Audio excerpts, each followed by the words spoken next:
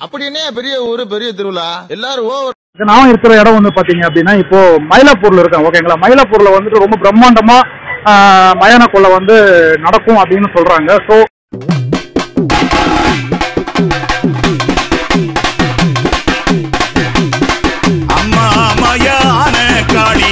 தாயே காளியம்மா காரக்காளி மலையனூர் நீலியம்மா தாயே நீலியம்மா காளதேவி மயான காளியம்மா தாயே காளியம்மா காரக்காளி மலையனூர் நீலியம்மா தாயே நீலியம்மா காளதேவி இடுகாட்டு நாயகி தாயே நாயகியே காரக்காளி சுடுகாட்டு காளியம்மா தாயே காளியம்மா தேவி சுடல கரையினிலே தாயே கரையினிலே காரக்காளி சூறை இறைப்பவளி தாயே இறைப்ப